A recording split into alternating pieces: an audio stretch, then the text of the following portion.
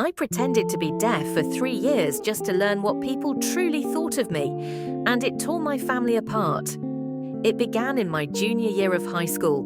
A serious ear infection left me unable to hear out of either ear for nearly 2 weeks. During that time, I taught myself to read lips.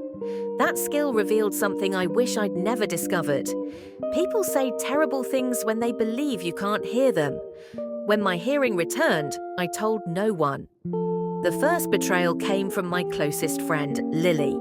Sitting beside me at lunch, she whispered to another girl about how draining it was to pretend she cared about my problems. She rolled her eyes and mouthed that I was desperate for attention, while I stared forward, pretending not to notice. My family was even worse. At dinner, my mother would silently complain to my father that I was falling behind in life. He'd respond with phrases like, "She's just not like the others," or "She probably won't amount to much."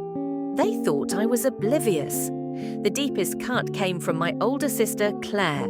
She was the pride of the family, top grades, team captain, early acceptance into an elite university.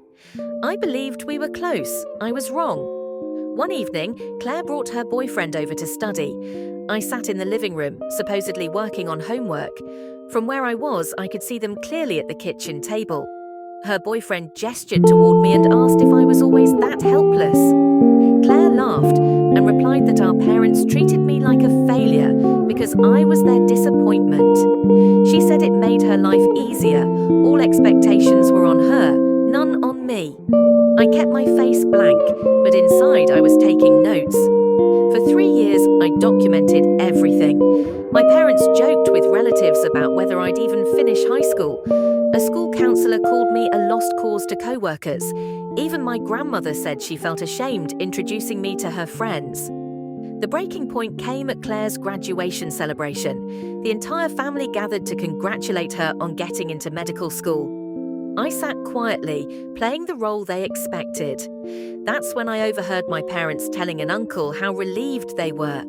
At least one child turned out normal, my father said.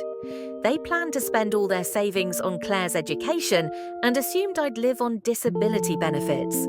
They had already decided my future for me. I stood up, walked into the middle of the room, and clapped my hands loudly. Everyone froze. I asked calmly if they could hear that. Then I told them the truth, that I'd been able to hear perfectly for years, that I'd heard every insult, every plan, every cruel word spoken behind my back. I played a recording on my phone, my parents discussing how much money they'd save by not sending the defective one to college. Silence filled the room. I told them they raised me for 18 years and abandoned me the moment they thought I was broken. I handed my mother the cheap bracelet they'd given me as a graduation gift and told her to keep it. I walked out that night and never returned.